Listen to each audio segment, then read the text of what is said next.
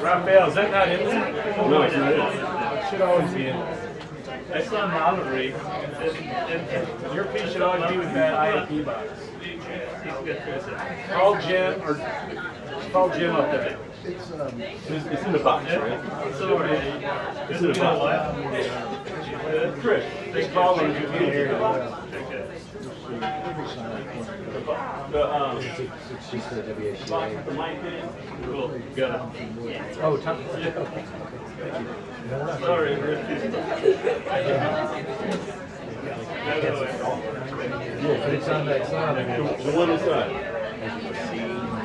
Yeah.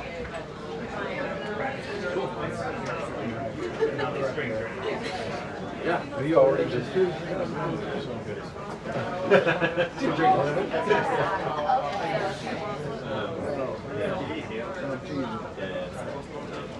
Well, I have to work. They will do that after like 2 minutes. Like 2 minutes. That's what they normally do. You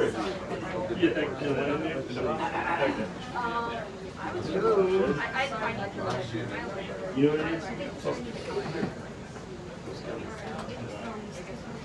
You still need it? Yeah, it's just the cable thing, but not the butterfly. You'll see a sign. Yeah.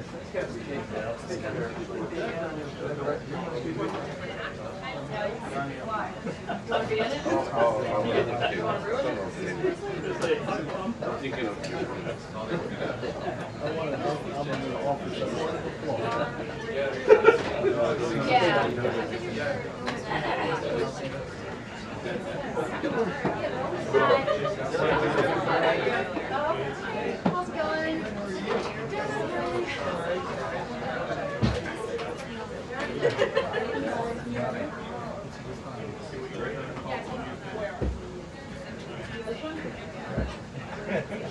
Oh, is this your seat? I'm sorry.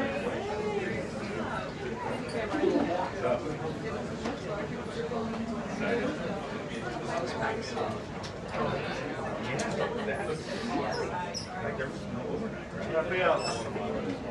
Raphael. How much? Okay. Thank you. Yeah. Yeah, that's what I was trying to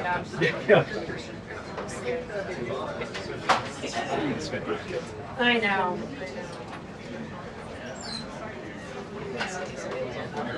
Day off.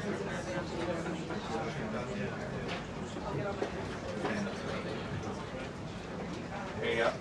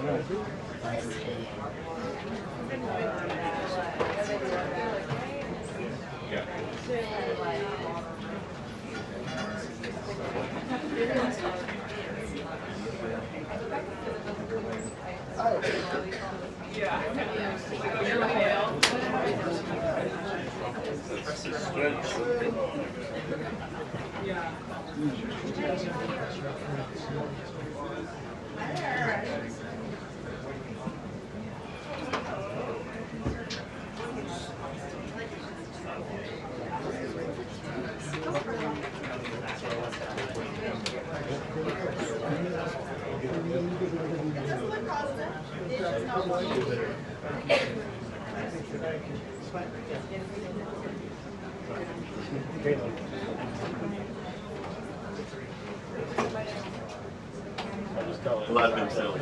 Oh, sorry. I'm so sorry.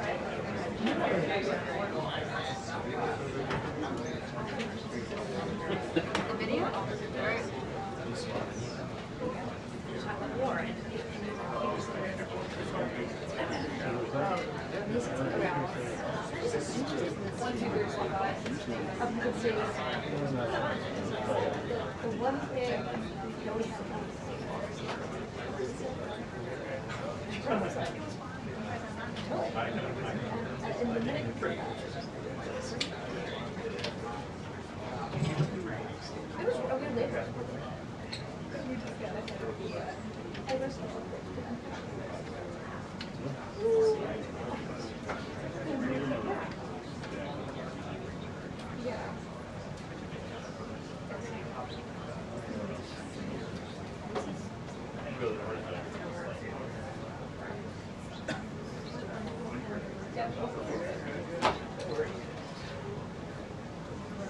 Don't worry.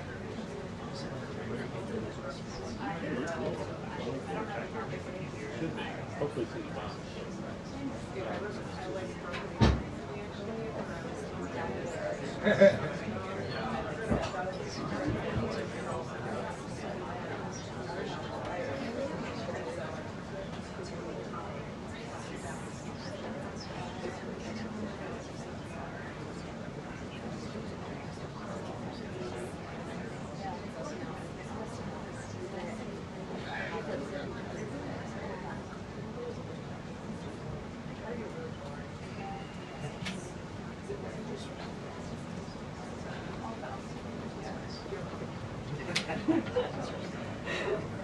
I only know that one that show because of that.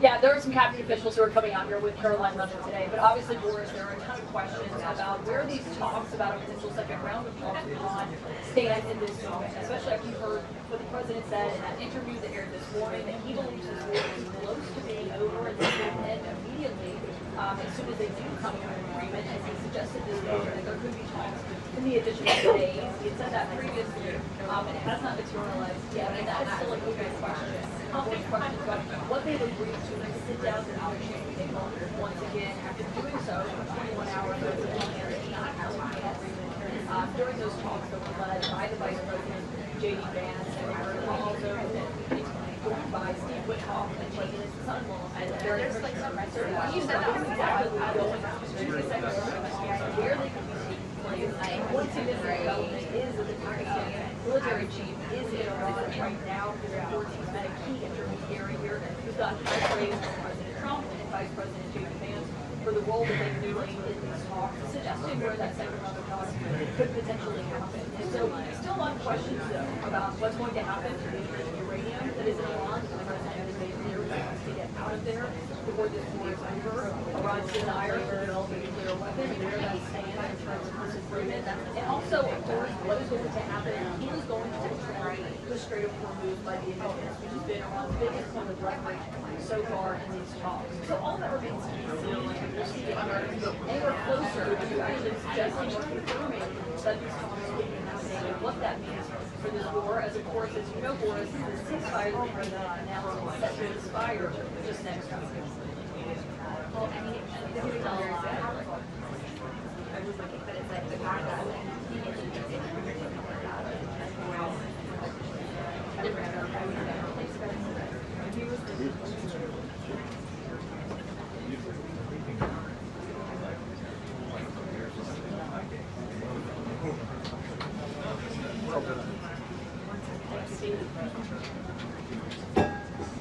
Oh, no, just like, I'm good. Thank you so much. Yeah, I feel like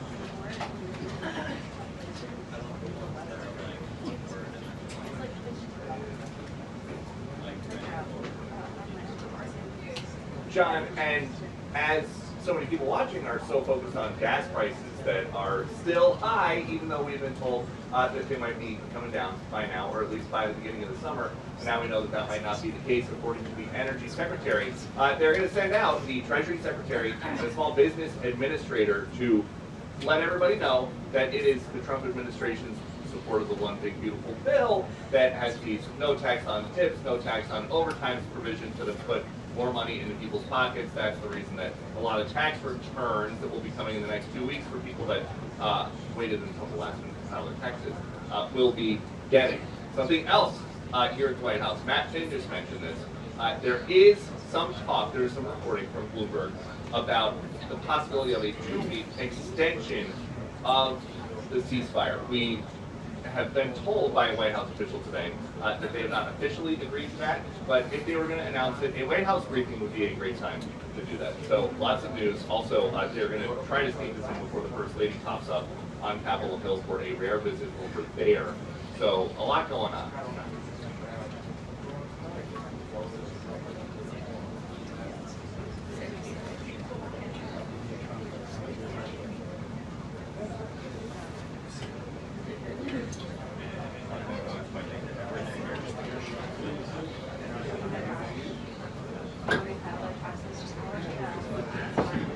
My taxes are like January.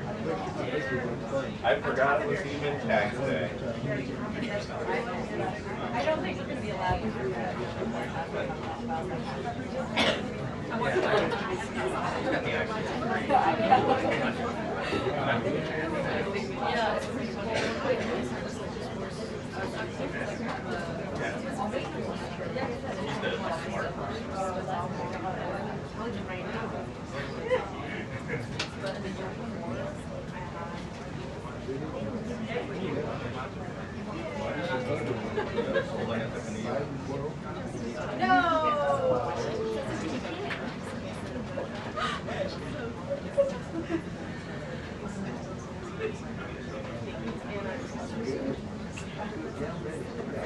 I mean, at least a blue screen of this is part of the, at least it's just.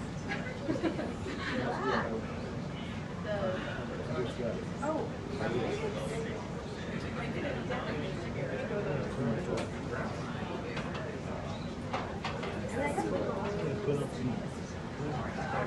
Now I know what you're saying.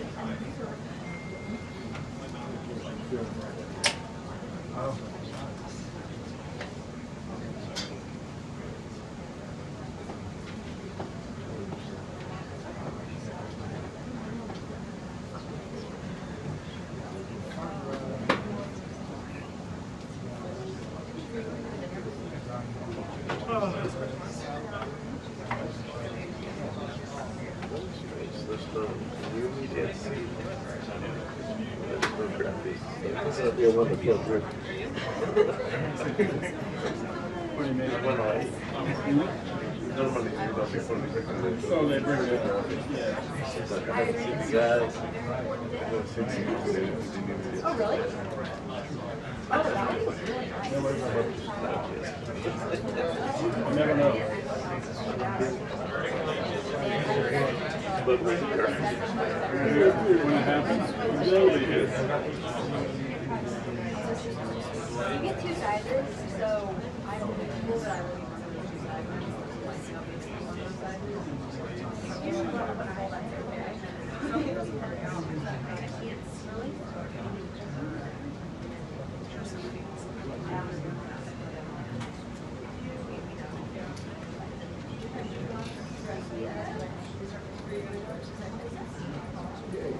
Okay. Yeah. I'm gonna give you a little bit.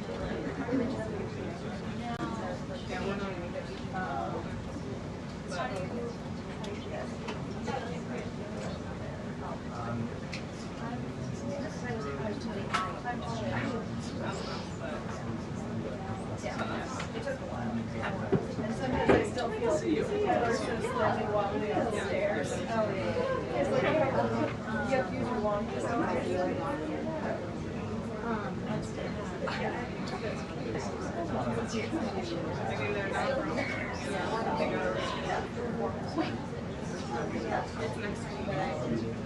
yeah, this is also a challenge. Yeah, they had like always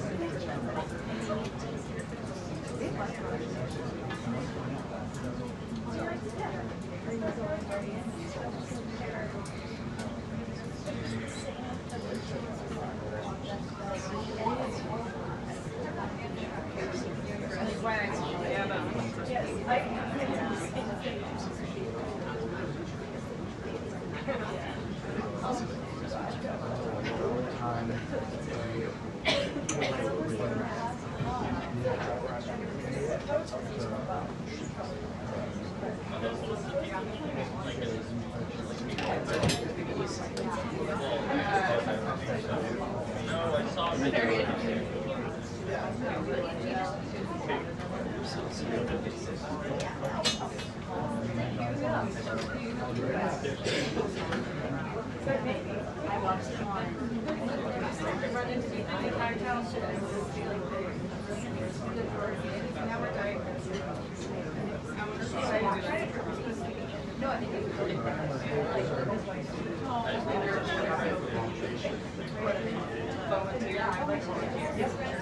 I love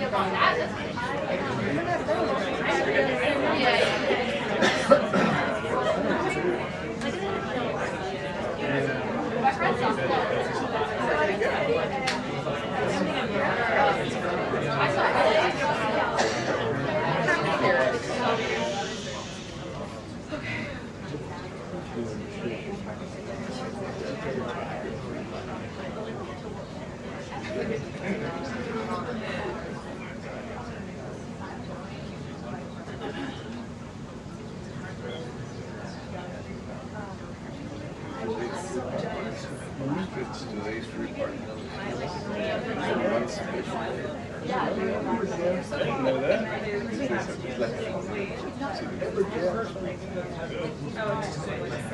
Yeah. Oh, wow. That is true. We're trying to get on the plane together. I only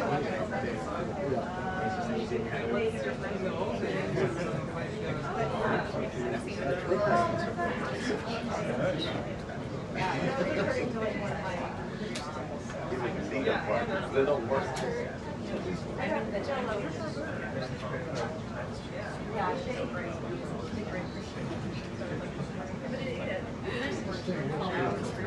It was, yeah. I'm not about being delayed. I had one this morning. The crown because and I was like, I can't wait to see that. Like half my face. I think it officially wore off. Thank you very much. Then it's, I think that phone number, speed bump, jumped over the crown, and put him in the.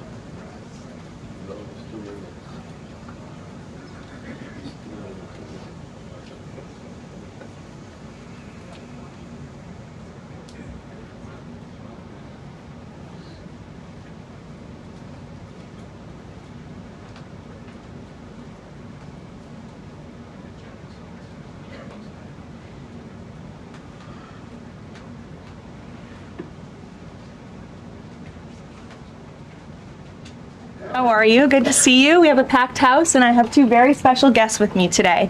I will start with some scheduling announcements. Tomorrow afternoon, President Trump will travel to Las Vegas, Nevada to hold a roundtable and deliver remarks on the working families tax cuts. On Friday, President Trump will travel to Phoenix, Arizona to deliver remarks at a Turning Point USA event at Dream City Church. And I'm really honored to be standing here today on Tax Day with two esteemed members of the President's cabinet and his excellent economic team, Treasury Secretary Scott Bessent and Small Business Administrator Kelly Loeffler. As we have seen this tax season, President Trump's working families tax cuts have put a historic amount of money back into the pockets of the American people this year. On the campaign trail in 2024, President Trump looked voters in the eye and promised them he would sign the largest tax cuts in the history of our country. And on Independence Day last year, President Trump and congressional Republicans delivered, passing the largest tax cut in history for working and middle-class Americans, including no tax on tips, overtime, and Social Security. They also passed unprecedented tax relief for small businesses, farmers, workers, and families. With Tax Day officially here, the numbers prove these tax cuts have been nothing short of extraordinary. More than 53 million filers claimed at least one of President Trump's signature new tax cuts. The average refund this filing season is more than $3,400. The Trump administration has issued more refunds and larger refunds than in any year of the history of our country. And I will allow Secretary Bessent to break down the numbers in greater detail. President Trump and Republicans in Congress have always believed that the American people know how to spend their money better than the government does. But what the American people must not forget is that every single Democrat in Congress voted against these tax refunds. The media has largely omitted this fact and other critical details in their stories covering the benefits of the Trump tax cuts. If the Democrats in Congress had gotten their way and blocked President Trump's historic legislation, Americans would have faced the largest tax hike in history, nearly $4 trillion. The average taxpayer would have seen a 22% increase in their tax rates. Democrats in Congress have proven over and over again that they are the affordability frauds who believe the government should keep more of the American people's hard-earned money. This president and Republicans in Congress fundamentally believe that Americans deserve to keep more of their hard-earned paychecks. It's a clear contrast for American families to keep in mind. So with that, I will turn it over to our great Treasury Secretary, Scott Bessent, and then he will turn it over to Kelly. Thank you. Good. Thank you, Caroline. I'm here to tell you that it has been a fantastic tax season. It has gone smoothly. It has gone efficiently from the point of view of the IRS, but most importantly, it's been a great tax season for the American people. Thanks to promises made, promises kept, through the working families tax cuts, the president has delivered the record refunds to the American people. More than 45% of the filers of the returns that we have seen have had at least one of the four president's signature policies: no tax on tips, no tax on overtime, the deductions for our great seniors, and the deductibility of interest on auto loans for American-made cars. And I will tell you that one of those that Americans have taken is no tax on overtime. And it's the American way. If you want to work longer hours, you get to keep more of your money. And with that, we are seeing, I want to encourage everyone out there watching today to change their withholding if they haven't already done so. Because if you change your withholding, then you will get an automatic real wage increase on a weekly or a monthly basis, and you will be able to keep more of your money this calendar year. So with that, we have also seen with the Trump accounts, we have had 5 million families file for Trump accounts for their children. 1.2 million of those are eligible for the $1,000 seed bonus. So we look forward to that picking up more and more. For those of you who haven't done it, it's easy to remember, Form 4547. You can do it while you're filing your taxes. You can do it at any point during the year. We think this is going to be transformational in terms of financial literacy. This is Financial Literacy Month, and at Treasury and all over the administration, we are working with the American people, with American families, not only to give them more of their money, but to show them how to invest it in a safe, smart, and sound way. So with that, I will turn it over to Kelly. Great. Thank you, Scott, and good afternoon, everyone. Excited to be here on Tax Day, important day for small business because small business and their employees have real relief thanks to President Trump's working family tax cuts.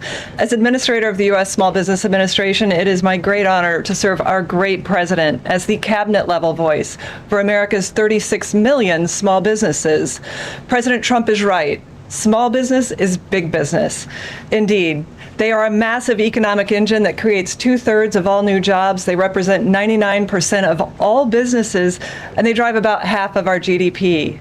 The working family tax cuts are putting money back into the pockets of the hardest working Americans. That's why small business and their employees are benefiting the most. President Trump and congressional Republicans have saved Americans from a $4 trillion tax hike, including a staggering 20% tax increase on working families. It would have destroyed millions of jobs. Now, I've traveled the country from Maine to Alaska, and not a single worker, not a single small business asked to pay $1 more in taxes. Yet every single congressional Democrat voted to raise taxes, not just on small businesses, on our workers, on our seniors, on hardworking families. Thankfully, Republicans united behind common sense policy of letting Americans, not Washington bureaucrats or fraudsters, keep more of what they earn. Now, so far, as you just heard, 12 million small businesses have an average tax saving of $7,000. The 20% small business pass-through deduction is now permanent, offering them certainty to plan for the future and the rocket fuel to create 1 million new jobs. Eric Williams at Prince Manufacturing in rural Georgia, he specializes in fabrication and machining. This year, he's reinvesting his tax savings to hire 500 new employees. The provisions for 100% expensing of equipment, expansion, and R&D are also growing production to help us reclaim industrial dominance. At Blue Patriot Fab, which I visited this week in Omaha, the owners highlighted one of their newest buildings, and they call it the Big Beautiful Building because the tax cuts helped them build it. Made in America is back, and that's why the America worker is winning too. No tax on tips and overtime means that millions of employees are now rewarded, not punished, for working more. And it's already benefited, as you just heard, 31 million taxpayers. In Baltimore, John and Tony Minadakis are proud second-generation owners of Jimmy's Seafood. Now, with no tax on tips and overtime, their 200 employees know that coming into work means going home with more pay. And Wade, a CNC machinist that I met at Lehigh Valley Plastics in Pennsylvania, said he routinely takes on extra shifts, and now the tax cuts reward his extra effort. And the benefits aren't just for tax season. As you've heard, the Trump accounts are connecting young people from birth to the power of our free enterprise system. With 529 savings accounts and Workforce Pell for trade schools, we're now training the next generation of skilled workers to fill millions of open jobs at small businesses. So in closing, America is open for business again. Yet every Democrat voted no on the very tax relief that is restoring Main Street, that is putting more money back into the pockets of hardworking families. Small businesses are rebounding from years of Biden inflation, decades of unfair trade, and massive regulatory overreach. But thanks to President Trump's tax cuts, they now talk about expansion, hiring plans, and generational opportunity. This is America First in action. lower taxes, rising wages, and a thriving Main Street. Now millions of Americans are getting their largest tax refund ever, and Main Street is getting historic tax relief to keep the American dream alive. Thank you. Good. And before we take questions, I want to provide some numbers for you all. So tax day statistics as of April 12th, over 53 million filers, nearly 45% claimed one of President Trump's signature tax cuts. The average tax cut for filers benefiting from one of President's new tax cuts is over $800. Over 6 million filers have claimed no tax on tips with an average deduction of $7,100. Over 25 million filers have claimed no tax on overtime with an average deduction of $3,100. Over 30 million seniors have claimed the enhanced deduction for seniors with an average deduction of $7,500. And over 1 million filers have claimed no tax on car loan interest on American cars for an average deduction of over $1,800. The average refund this filing season is over $3,400. Over 34 million families have claimed Republicans' enhanced child tax credit, which is permanently doubled and expanded by the working families tax cuts. Over 105 million filers have claimed the permanently doubled standard deduction, simplifying tax filing for millions across America. So as much as people do not like to pay their taxes, and we saw a survey today that 70% of Americans still believe that they are overtaxed, this is a great day for the American people. Scott and Kelly. We'll now open it up to questions. You're welcome to ask me questions or either of the great cabinet officials next to me. And we'll start, as always, with our new media seat. Mr. Posobiec, why don't you kick us off? Thank you, Caroline. Secretary Bessent, if I may, there's been this media narrative out there that while we see the data on tax refunds, that it's not good enough, that the tax season has been too soft. What is your response to this media narrative regarding the tax refunds? Look, it's been an incredible tax season. We have done more with less at the IRS, that we have moved over millions of taxpayers to digital tax accounts, and that leaves us able to service more taxpayers in person and on the phone. And as we can see, the economy was very strong. We are seeing growth across the board in all areas, and as Kelly said, small business, Main Street are really the big beneficiaries. And this is what they don't want you to hear, that Wall Street always done great. This administration is focused on parallel prosperity and bringing prosperity back to Main Street. And that starts with people keeping more of their money. And one for Caroline, as well as the administration in general, if I may. This past Saturday, I published a video of now former Representative Eric Swalwell in bed. The president's heading to Las Vegas. Well, Eric Swalwell was in Las Vegas. In this video, I'm told, according to geotagging, this scandal has erupted now. Accusers coming forward, many others coming forward, as well as questions regarding his extremely close relationship with Arizona Senator Ruben Gallego. And I want to know if the administration had any comment on the fact that Senator Gallego seemed to be very vocal about wanting the release of the Epstein files, and yet when questions come to his own involvement with Eric Swalwell, he doesn't seem to want to provide anything.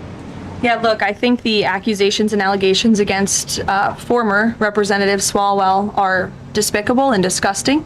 I think it's also quite plausible, as you point out, Jack, that there were many other Democrats in this town on Capitol Hill who knew about his perhaps illegal behavior, certainly his disgusting and inappropriate behavior, and why were they silent for so long? I think those are questions that must be raised of these sitting representatives, including Mr. Gallego, and I hope that the journalists in this room will do their jobs, and the journalists on Capitol Hill will do their jobs to ask Democrats in power how they knew about such despicable behavior from one of their elected representatives for so long, but never said or did anything about it. So that's what we hope to see as far as the White House and the president is concerned. Thank you. Peter. Thank you. I have one for you and then one for Secretary Bessent. Sure. For you, Caroline, there are now 10 American scientists who have either gone missing or died since mid-2024. They all reportedly had access to classified nuclear or aerospace material. Is anybody investigating this to see if these things are connected? I've seen the report, Peter. I haven't spoken to our relevant agencies about it. I will certainly do that and we'll get you an answer. If true, of course, that's definitely something I think this government and administration would deem worth looking into. So let me do that for you. Thank you. And Secretary Bessent, it doesn't sound like we're going to have $3 a gallon gas by summertime, which we had initially been told by the Energy Secretary. He now says that it would be very aggressive if we're going to get to the $3 a gallon gas by the summer. So when are we really going to get $3 a gallon gas? Well, I think that's going to be the up to how the negotiations go. President Trump said this morning that he thinks we're nearing the end. The U.S. kept their side on the ceasefire. We've stopped firing. The Straits of Hormuz have not been completely reopened. So we will see. And I'm optimistic that during the summer, we will see gas with a 3 in front of it sooner rather than later.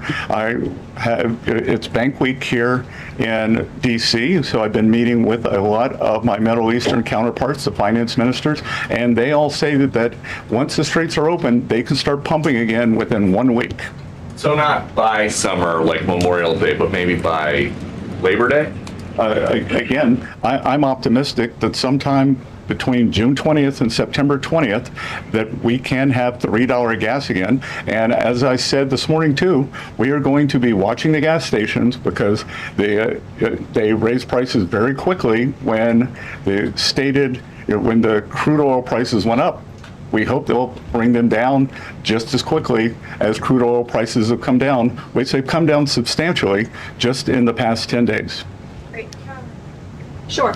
Thank you so much, Caroline. Can you give us an update on the president's thinking on the next attorney general?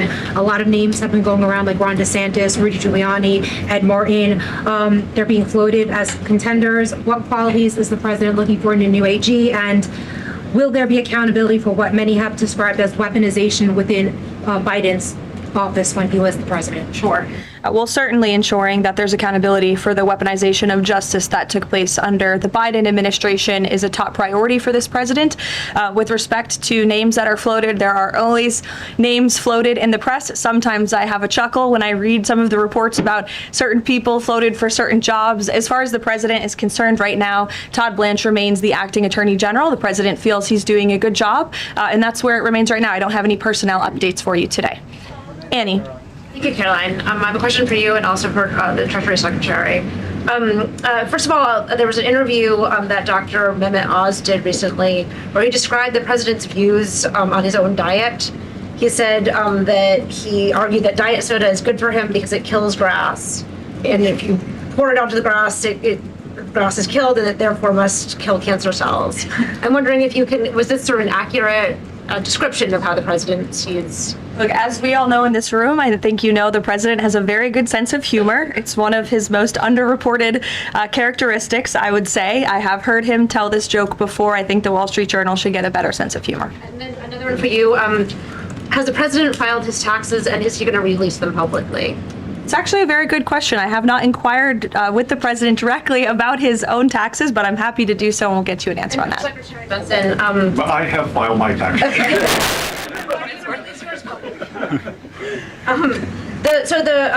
The president has publicly said that you are the reason that he has not fired Chairman Jay Powell.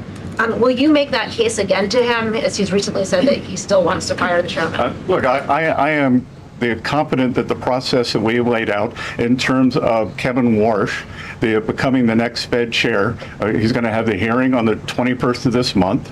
He's a great candidate. We know that the Republicans on the Senate Senate Banking Committee are aligned in that, and I am very optimistic that Kevin Warsh will be the chair of the Fed on time, and that will be a moot question. Stephen, go ahead. Secretary Bessent, you mentioned that the no tax on overtime is the biggest one that people are claiming. You said 25 million people. Have you seen evidence that more companies are offering overtime or that people are working more overtime and increasing their productivity? And the second question, the health insurance industry is advertising heavily in DC, describing themselves as the good guys in the whole healthcare system. President Trump has threatened to haul in their executives and force them to lower prices. Can you provide any update on the administration's efforts there? So I'll take the second one last because that's not my area. I don't wear a lot of hats here, but I am sure that the president makes his views known with corporate executives, and if that is true, then they will be held before him. And with overtime, as Kelly and I go out and talk to employers and workers around the country, they all want more overtime. And there was this narrative that I think over 2 million illegal aliens have either voluntarily deported or been deported, and that there would be a worker shortage. Well, what better way to fill that gap than with overtime for hardworking Americans and for them to keep more of it? Yeah, I'll just add that a great example are the factories that we see coming back thanks to 100% Made in America expensing. Coosa Steel is a great example in Rome, Georgia, where the owner was down to running one shift 1 day a week. He's up to 2 or 3 shifts, 5 or 6 days a week. So thanks to reindustrializing this nation through our small manufacturing base, which most manufacturers in America meet the small business definition, 98% of them, we're seeing more shifts taking place, more opportunities for overtime, and then more willingness of workers to take on overtime shifts, because in the past they were penalized by the tax system for taking on overtime.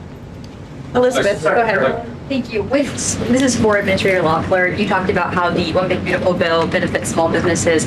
With small business optimism falling in March, is the administration planning on providing any additional tax relief or other resources to small businesses that have been affected by high fuel prices during their run operation? Yeah, so one data point does not a trend make, and the long-term trend under President Trump has been for small business optimism to be above its 52-year average. Under Joe Biden, small business optimism fell below that average for 34 consecutive months because small business was being crushed by regulation, massive red tape, the threat of high taxes, and all the burdens of the Green New Deal. So right now, small businesses are really in growth mode. They're planning to hire, and the optimism is very strong. If you see in the NAM survey, National Association of Manufacturers, came out, their optimism is up 5 points. So I think this is temporary and we'll get back on trend. What's the status of extending the Iran ceasefire, Caroline? Yes, so I saw some reporting, again, bad reporting this morning, that we had formally requested an extension of the ceasefire. That is not true at this moment. We've remained very much engaged in these negotiations, in these talks. You heard from the Vice President directly and the President this week that these conversations are productive and ongoing, and that's where we are right now. I've also seen some reporting about the potentiality for in-person discussions again. Those discussions are being had, but nothing is official until you hear it from us here at the White House. But we feel good about the prospects of a deal. The president mentioned that in his interview yesterday. And it's obviously in the best interest of Iran to meet the president's demands. I think he's made his red lines in these negotiations very clear to the other side. And so we are continuing to see how these conversations go.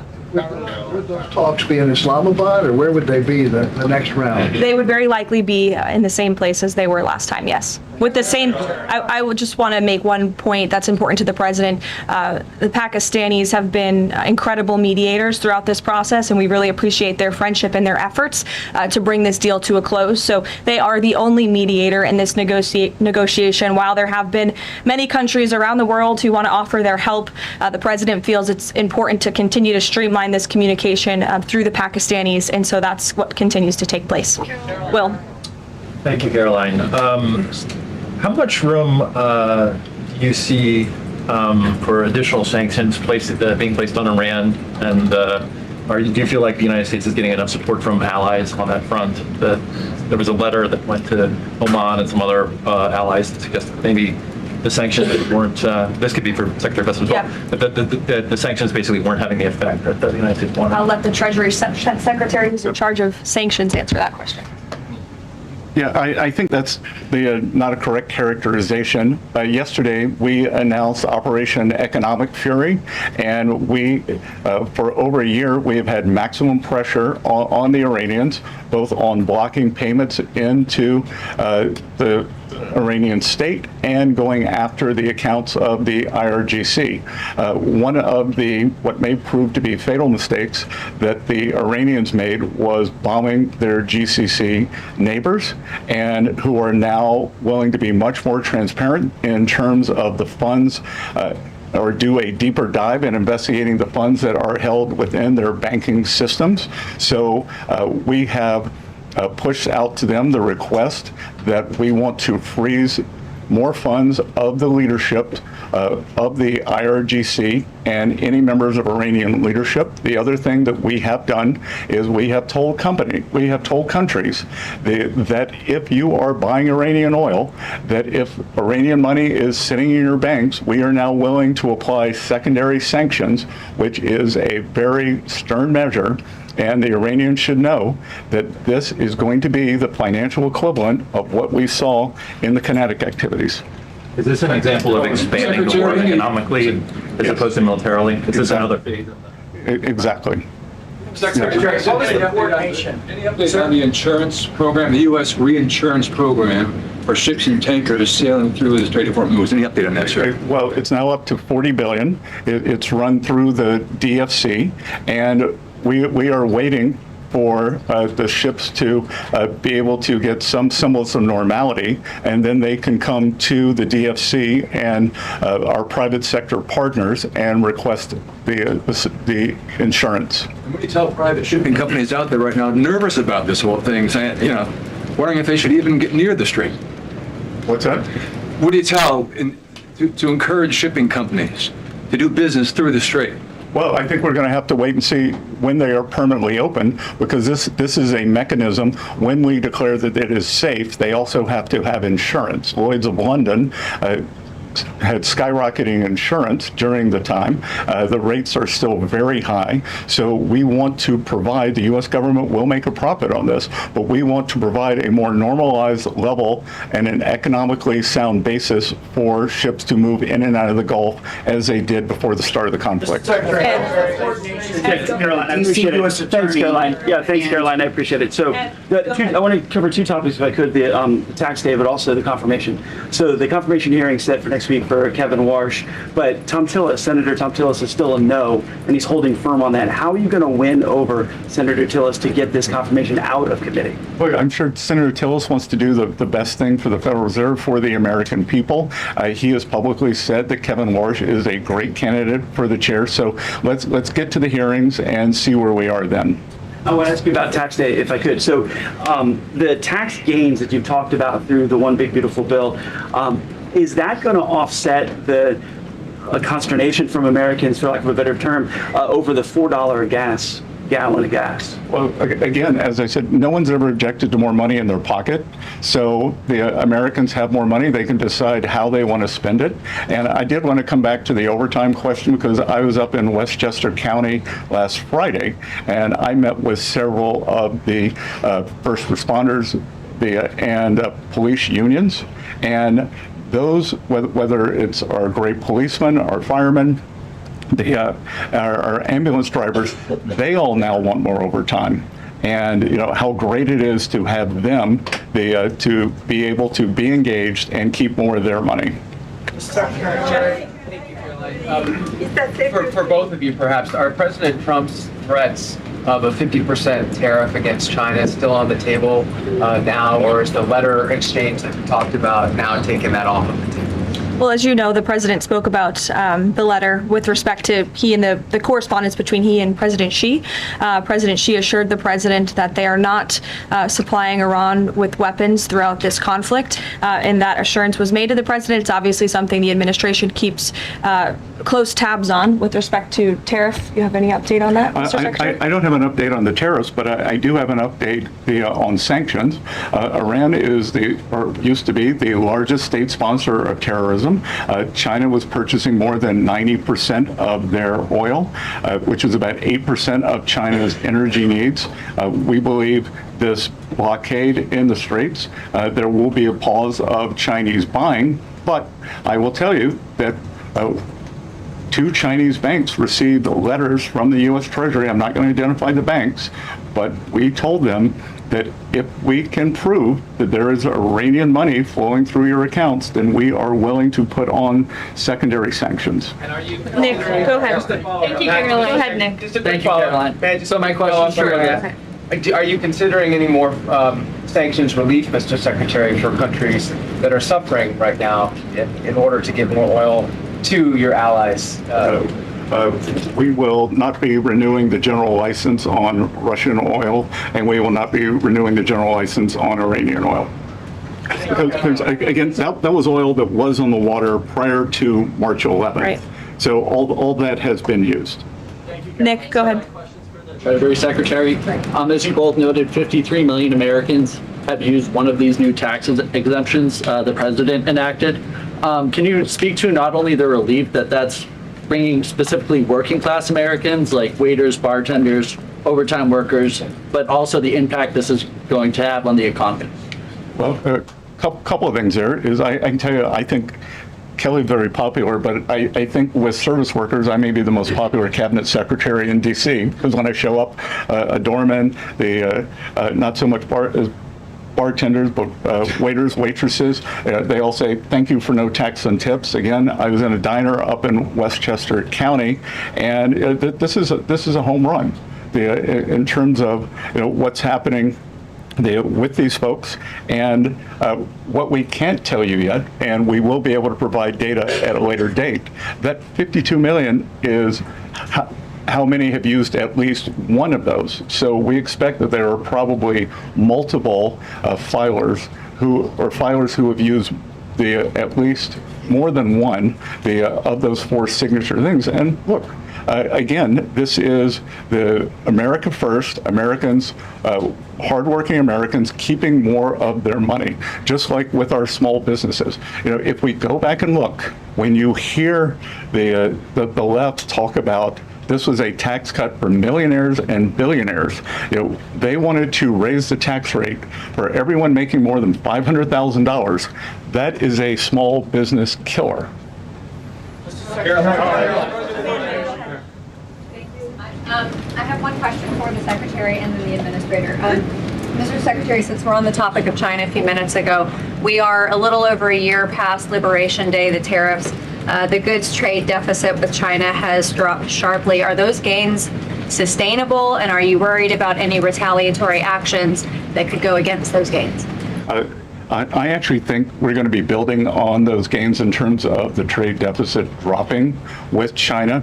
Since last summer, there's been great stability in the relationship, and really the keystone to the relationship is the strong respect that the two leaders have between each other. My experience has been when the communication is at the top, then we follow that directive and those wishes. We had the meeting in Busan, Korea in October. We will be having the state visit in Beijing, and so I expect great stability in the relationship, but that doesn't mean that our trade deficit can't continue dropping. Go ahead. I know that there are orders and shipments of factory equipment. They are at record highs.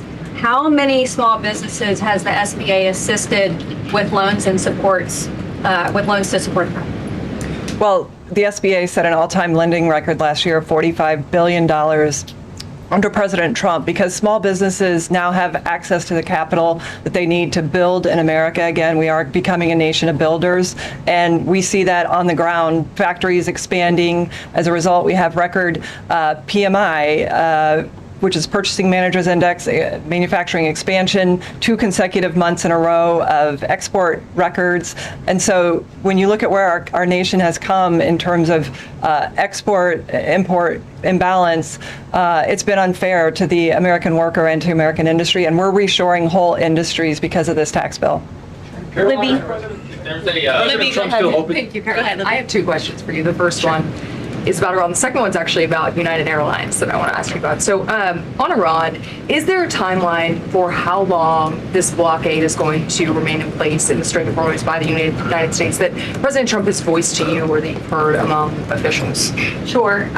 I will never set timelines on behalf of the President of the United States, but with respect to the blockade, as you know, it has been fully implemented, and it's being enforced against vessels of all nations entering or departing Iranian ports. I want to make that point clear. I've seen some misreporting on that as well. This includes all Iranian ports on the Arabian Gulf and the Gulf of Oman. And our U.S. forces in the region are supporting the freedom of navigation for vessels that are transiting the strait to and from non-Iranian ports. So I know some in the press were confused about that. We are supporting the freedom of navigation, just not with respect to any tanker or vessel that would benefit the economy of Iran as these negotiations continue. So there was reports that the CEO of United proposed a merger with American Airlines. This would affect tens of millions of Americans. That was proposed in a meeting with President Trump. Was that a merger that he wants any kind of support of? It's not anything that we have a position on or anything we're commenting on. I know it's an idea that has been proposed by private industry, but it's not something the President or the White House have an opinion on or are weighing in on at this time. John, go ahead. Thanks a lot, Caroline. This is for Secretary Bessent.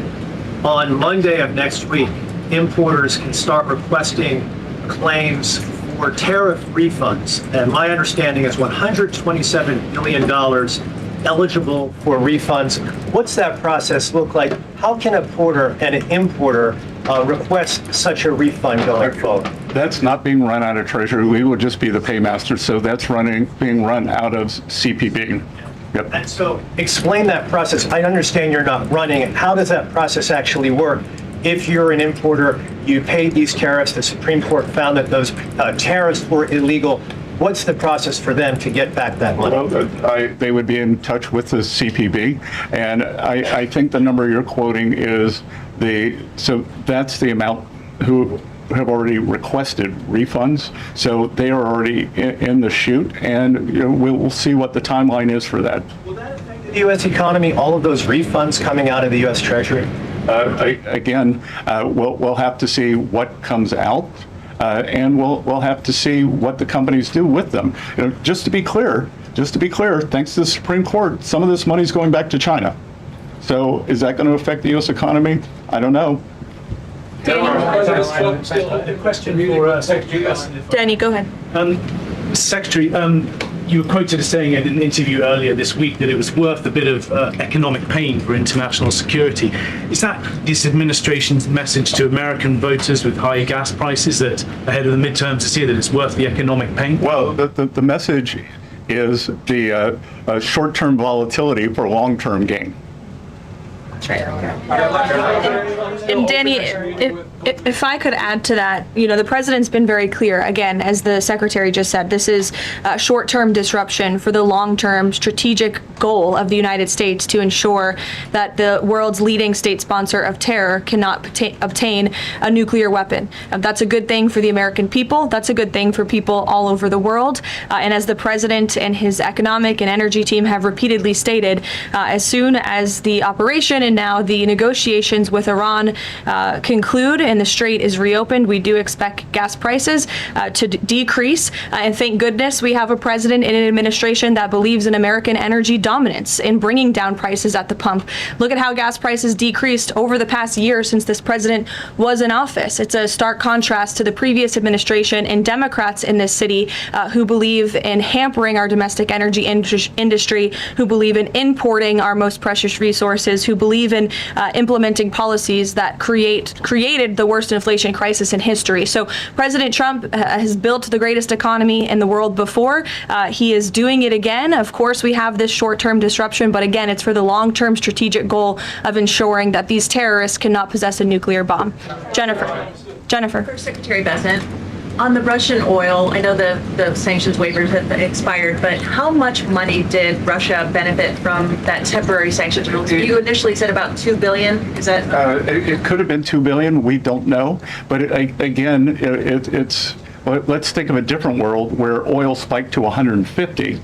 And they would have made a lot more by doing that, by pushing the Russian barrels that were already on the water. They were going to be sold. They were going to China no matter what.